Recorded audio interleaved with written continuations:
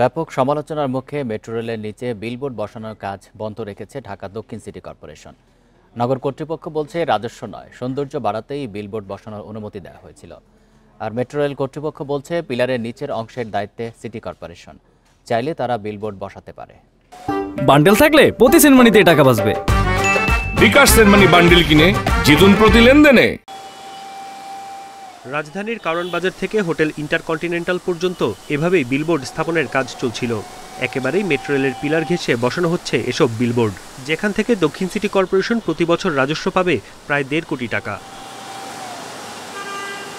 তবে এসব বিলবোর্ড বসানো নিয়ে সমালোচনা শুরুর পর কাজ বন্ধ রেখেছে দক্ষিণ সিটি কর্পোরেশন।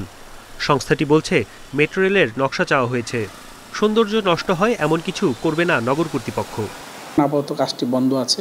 তো আমরা চেষ্টা করব যে ঢাকা শহরের সবচেয়ে মূল উদ্দেশ্য হলো যে সৌন্দর্য বর্ধন এবং দৃষ্টিনন্দন করা। আমরা চাই যে এটি আমাদের নিয়ন্ত্রণ রেখেই পরবর্তীতে হয়তো সেই বিষয়টি আমরা কীভাবে নেব, যেহেতু আপাতত বন্ধ আছে আমরা সেই নকশা এবং কাজগুলো দেখেই আমরা ব্যবস্থা গ্রহণ করব।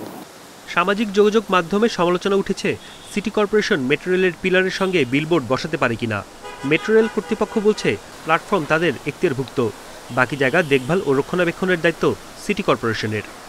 আমরা শুধু স্টেশনের উপরের মালিক, নিচের মালিক আমরা না। আমাদের গাছপালা পর্যন্ত লাগাই দেওয়ার কথা, এই জায়গার মালিক আমরা না। আমরা চাইলেও কিছু করতে পারবো না কিন্তু এখানে। তবে নগর পরিকল্পনাবিদদের শঙ্কা বিলবোর্ড স্থাপনের ফলে মেট্রো রেলের সৌন্দর্য নষ্ট হতে পারে। বন ইবনে কামাল, ইন্ডিপেন্ডেন্ট নিউজ, ঢাকা।